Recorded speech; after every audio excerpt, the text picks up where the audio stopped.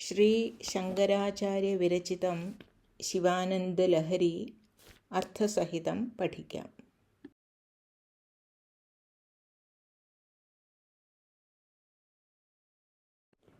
വന്ദനശ്ലോകം.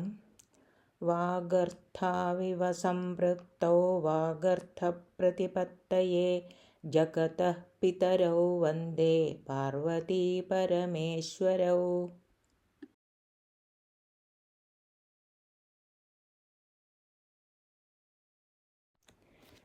ശിവാനന്ദലഹരിയിലെ 8ാമത്തെ ശ്ലോകമാണ് ഇന്ന് നമ്മൾ നോക്കുവാൻ പോകുന്നത്. പതിവ് പോലെ മലയാള ഭാഷ വിഭക്തി പ്രത്യയങ്ങളുടെ കാരിക വായിക്കാം. അതെന്നു പ്രഥമയ്ക്കർത്ഥം ദ്വിതീയയ്ക്കതിനെ പുനഃ ചൊല്ലേണം അതിനോടെന്നും ദ്വിതീയയ്ക്കർത്ഥമായി വരും. തൃതീയ ഹേതുവായിക്കൊണ്ടാലോടൂടെ ഇതിക്രമാത് ആയിക്കൊണ്ട് ചതുർധീജ സർവത്ര പരികീർത്തിത. അതിങ്കൽ നിന്നും അതിനേക്കാൾ ഹേതുവായിട്ടു പഞ്ചമി ഇക്കുമിന്നുമുടെ ഷഷ്ടിക്കതിൻ്റെ വച്ചും എന്നപി അതിങ്കൽ അതിൽ വച്ചെന്നും വിഷയം സപ്തമി മത. ഈ വിഭക്തി പ്രത്യയങ്ങളെപ്പറ്റി വിശദമായി ശ്ലോകം 4 പഠിച്ച സമയത്ത് പരാമർശിക്കുകയുണ്ടായി. വീണ്ടും അതിലേക്ക് കടക്കുന്നില്ല.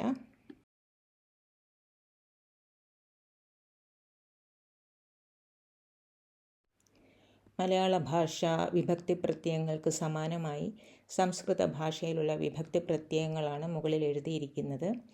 സംസ്കൃത ഭാഷയിൽ ഏകവചനം, ദ്വിവചനം, ബഹുവചനമുണ്ട്. അതുകൊണ്ട് തന്നെ ഈ പ്രത്യയങ്ങൾ 3 നമ്മൾ എടുക്കേണ്ടതാകുന്നു. ആദ്യത്തേത് 3 പ്രഥമ വിഭക്തി പ്രത്യയങ്ങൾ, അടുത്തത് ദ്വിതീയ വിഭക്തി പ്രത്യയങ്ങൾ, അവസാനത്തേത് നീ, ഓസ്, സുപ്പ്, അത് സപ്തമി വിഭക്തി പ്രത്യയങ്ങൾ. ഈ പ്രത്യയങ്ങൾ ആരംഭിക്കുന്നത് സുവിൽ, അവസാനിക്കുന്നത് പ്. അതിനാൽ ഇതിനെ സുപ്പ് പ്രത്യയങ്ങൾ എന്നറിയപ്പെടുന്നു. മൂലശബ്ദങ്ങൾക്ക് സംസ്കൃത ഭാഷയിൽ പ്രാതിപദികം എന്നറിയപ്പെടുന്നു. പ്രാതിപദികം അധികം സുപ്പ് പ്രത്യയ സമം സുബന്ധം. സുബന്ധം എന്നൊരു നപുംസകലിംഗ പദമാണ്. അതുകൊണ്ട് തന്നെ അതിൻ്റെ ബഹുവചനം സുബന്ധാനി. മലയാളത്തിൽ നമ്മൾ സുബന്ധം അല്ലെങ്കിൽ സുബന്ധങ്ങൾ എന്ന് പറയുന്നു. ഉകാരാന്ത പുല്ലിംഗ ഗുരു എന്ന ശബ്ദത്തിൻ്റെ സുബന്ധരൂപങ്ങളാണ് ഇവിടെ നമ്മൾ എഴുതിയിരിക്കുന്നത്. ഇത് ശ്ലോകം 7 പഠിച്ചപ്പോൾ വിശദമായി പരാമർശിക്കുകയുണ്ടായി. വീണ്ടും ആവർത്തിക്കുന്നില്ല. അടുത്തത് ഋകാരാന്ത പുല്ലിംഗ പിതൃ ശബ്ദം. അതിൻ്റെ സുബന്ധരൂപങ്ങളാണ് ഇവിടെ എഴുതിയിരിക്കുന്നത്. പിതൃ എന്നത് പ് എന്ന വ്യഞ്ജനവർണവും ഇ എന്ന സ്വരവർണവും ചേരുമ്പോൾ പി എന്ന അക്ഷരം കിട്ടുന്നു. ത് എന്ന വ്യഞ്ജനവർണവും ഋ എന്ന സ്വരവർണവും ചേരുമ്പോൾ പിതൃ തൃ എന്ന അക്ഷരം കിട്ടുന്നു. അങ്ങനെയാണ് ഇത് ഋകാരാന്ത പുല്ലിംഗ പിതൃ ശബ്ദമാകുന്നത്. ഈ പിതൃശബ്ദത്തിന് എന്ത് രൂപങ്ങളാണോ ഉള്ളത് അതേ തന്നെയായിരിക്കും എല്ലാ ഋകാരാന്ത പുല്ലിംഗ ശബ്ദങ്ങൾക്കും ഉണ്ടാവുക. ഉദാഹരണത്തിന് ഭ്രാതൃ, ജാമാതൃ. ഈ പ്രാതിപദികങ്ങൾക്കും ഇതേ സുബന്ധരൂപങ്ങൾ തന്നെയാവും ഉണ്ടാവുക. വായിക്കാം. പിതാ പിതരൗ പിതരഃ, അത് പ്രഥമ. പിതരം പിതരൗ പിതॄൻ, അത് ദീർഘമുണ്ട്, പിതॄൻ. പിത്ര പിതൃഭ്യാം പിതൃഭിഃ, പിത്രേ പിതൃഭ്യാം പിതൃഭ്യഃ, പിതുഃ പിതൃഭ്യാം പിതൃഭ്യഃ, പിതുഃ പിത്രോഃ പിതॄണാം. ഇവിടെ ദീർഘമുണ്ട്. പിതരി പിത്രോഃ പിതൃഷു, ഹേ പിതഃ ഹേ പിതരൗ ഹേ പിതരഃ. ഇതാണ് സുബന്ധരൂപങ്ങൾ. പിത എന്നത് മലയാളത്തിൽ നമ്മൾ പിതാവ് എന്ന് പറയും. പിതാവ് എന്ന് പറഞ്ഞാൽ പ്രഥമ. പിതരം എന്ന് പറഞ്ഞാൽ പിതാവിനെ, പിതാവിനോട്, പിതാവിലേക്ക്. പിത്ര മലയാള ഭാഷയിലെ തൃതീയ വിഭക്തി പ്രത്യയം തൃതീയ ഹേതുവായിക്കൊണ്ടാലോടൂടെ. അപ്പോൾ പിതാവിനാൽ അല്ലെങ്കിൽ പിതാവ് കാരണമായി, പിതാവിനെ കൊണ്ട്, പിതാവിലൂടെ, അങ്ങനെയെല്ലാമാണ് ഇതിൻ്റെ അർത്ഥം. പിത്രേ പിതാവിനായിക്കൊണ്ട്, ആയിക്കൊണ്ട് ചതുർധീജ, അങ്ങനെയാണല്ലോ നമ്മുടെ കാരികയിലുള്ളത്. പിതുഹു പിതാവിൽ നിന്ന്, പിതാവിൽ വെച്ച് എന്നർത്ഥം. അടുത്തത് ഷഷ്ടി, പിതുഹു പിതാവിൻ്റെ. സപ്തമി പിതരി പിതാവിൽ. ഇപ്പം പിതൃഷു പിതാക്കന്മാരിൽ, പിതൃണാം പിതാക്കന്മാർക്ക് ബഹുവചനമാണ്. സംബോധന ഹേ പിതഃ, ഹേ പിതരോ, ഹേ പിതരഃ.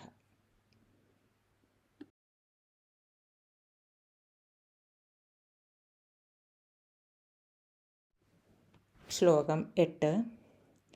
യഥാ ബുദ്ധിശുക്തോ രജതമിതി കാചാശ്മനി മണിഃ ജലേ പൈഷ്ടേ ക്ഷീരം ഭവതി മൃഗതൃഷ്ണാസു സലിലം തഥാ ദേവഭ്രാന്ത്യാ ഭജതി ഭവദന്യം ജഡജനോ മഹാദേവേശൻ ത്വാം മനസി ച നമത്വാ പശുപതേ.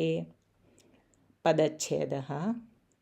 യഥാ ബുദ്ധിഃ ശുക്തൗ രജതം ഇതി കാചാശ്മനി മണിഃ ജലേ പൈഷ്ടേ ക്ഷീരം ഭവതി മൃഗതൃഷ്ണാസു സലിലം തഥാ ദേവഭ്രാന്ത്യാ ഭജതി ഭവത് അന്യം ജഡജനോ മഹാദേവേശം ത്വാം മനസി ച ന മത്വാ പശുപതേ.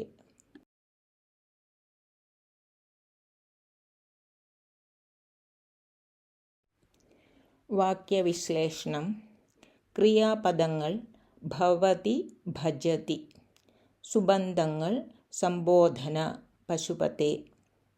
ബുദ്ധിഃ ഇകാരാന്ത സ്ത്രീലിംഗ ബുദ്ധി പ്രഥമ ഏകവചനം. ശുക്തൗ ഇകാരാന്ത സ്ത്രീലിംഗ ശുക്തി സപ്തമി ഏകവചനം. രജതം അകാരാന്ത നപുംസകലിംഗ രജത പ്രഥമ ഏകവചനം. കാചാശ്മനി നകാരാന്ത പുല്ലിംഗ അശ്മൻ സപ്തമി ഏകവചനം സമസ്തപദമാണ്. മണിഃ ഇകാരാന്ത പുല്ലിംഗ അല്ലെങ്കിൽ സ്ത്രീലിംഗ, രണ്ട് ലിംഗത്തിലും ഈ പദം ഉപയോഗിക്കാം. മണി പ്രഥമ ഏകവചനം. ജലേ അകാരാന്ത നപുംസകലിംഗ ജല സപ്തമി ഏകവചനം.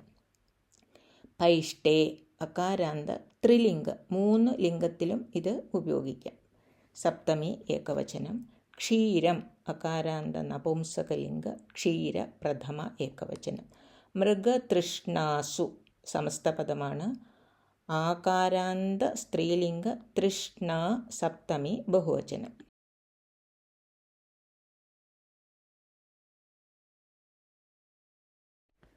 സലിലം അകാരാന്ത നപുംസകലിംഗ സലില പ്രഥമ ഏകവചനം.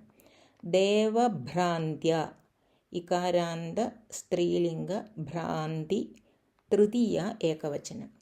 ഭവദന്യം അകാരാന്ത ത്രിലിംഗ അന്യ ശബ്ദത്തിൻ്റെ ദ്വിതീയ ഏകവചനം. ഇത് മൂന്ന് ലിംഗത്തിലും ഉപയോഗിക്കാം. ജഡജനഃ അകാരാന്ത പുല്ലിംഗ ജന പ്രഥമ ഏകവചനം. മഹാദേവേശം അകാരാന്ത പുല്ലിംഗ ദേവേശ ദ്വിതീയ ഏകവചനം. ത്വാം ദകാരാന്ത സർവനാമ യുഷ്മത് ശബ്ദത്തിൻ്റെ ദ്വിതീയ ഏകവചനം. മനസി സകാരാന്ത നപുംസകലിംഗ മനസ് സപ്തമി ഏകവചനം. അവ്യയങ്ങൾ യഥാ, ഇതി, തഥാ, ച, ന, മത്വാ.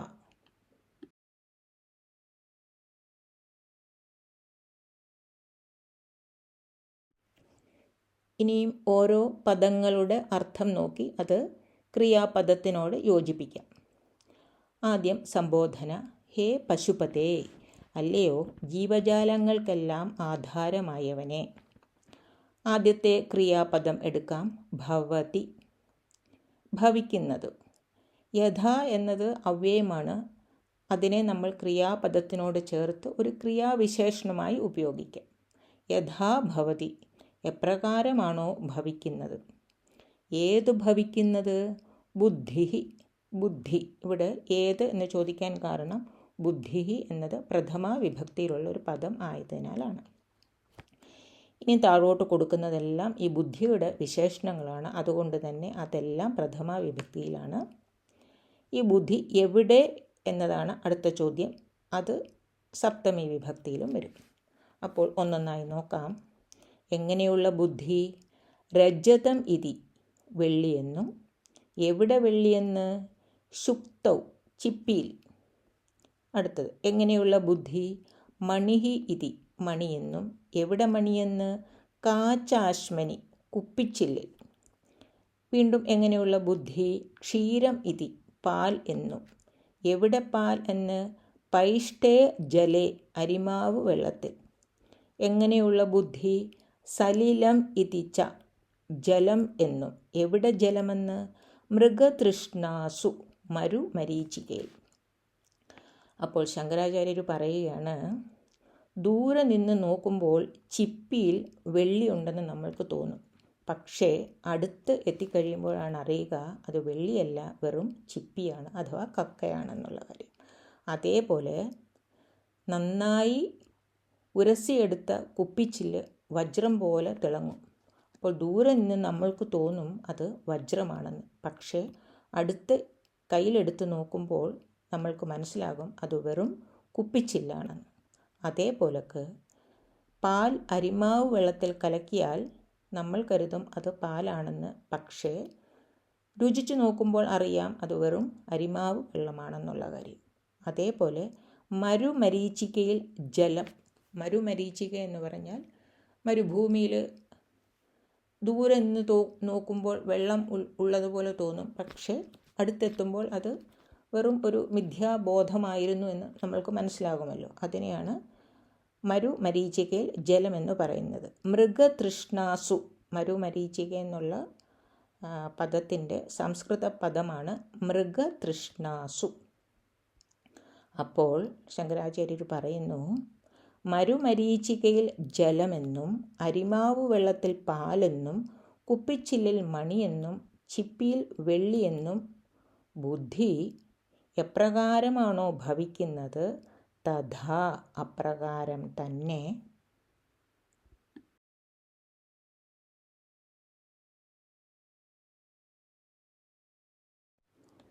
ഭജതി, ഭജിക്കുന്നു.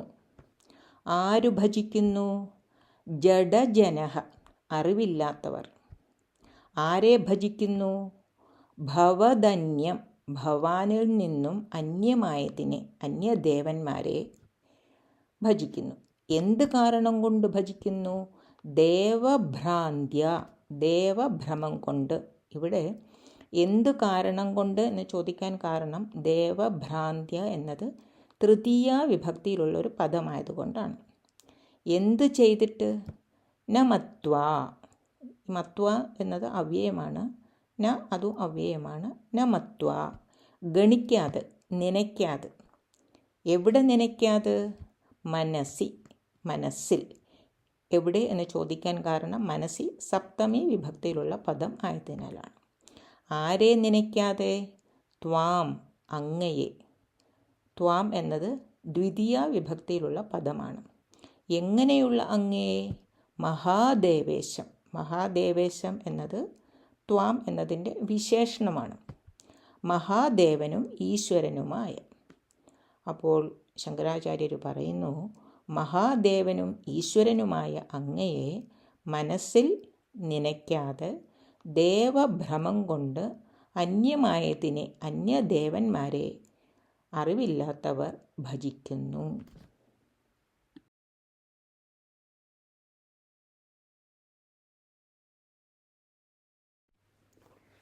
അന്വയരചന. ഇവിടെ 2 ക്രിയാപദങ്ങൾ ഉണ്ട്. സാധാരണയായി 2 ക്രിയാപദങ്ങൾക്ക് 2 വാചകം ലഭിക്കേണ്ടതാണ്. ഇവിടെ ഈ 2 വാചകങ്ങളെയും യഥാ തഥാ ഈ 2 പദങ്ങൾ കൊണ്ട് യോജിപ്പിച്ചിരിക്കുന്നു. അതിനാൽ നമ്മൾക്ക് ഒറ്റ വാചകം ആയി ലഭിക്കുന്നു.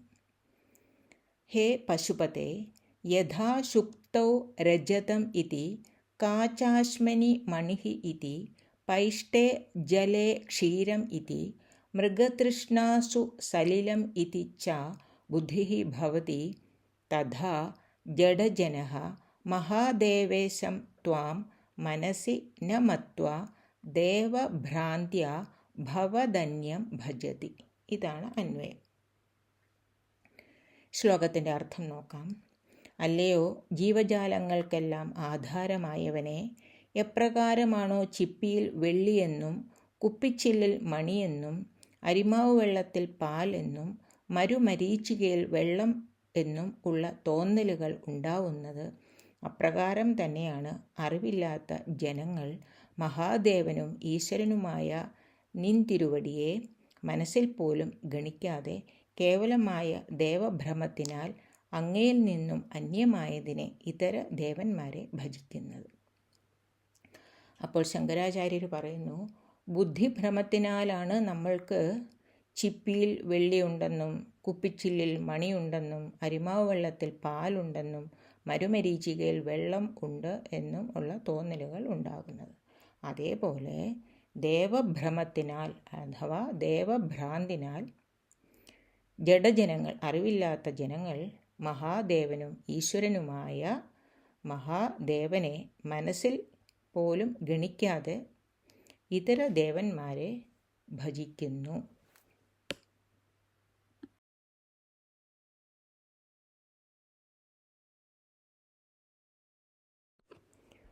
മംഗളശ്ലോകം.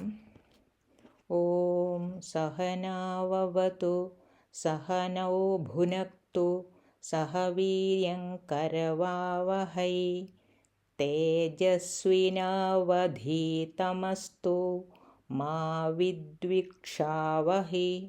ഓം ശാന്തി ശാന്തി ശാന്തി.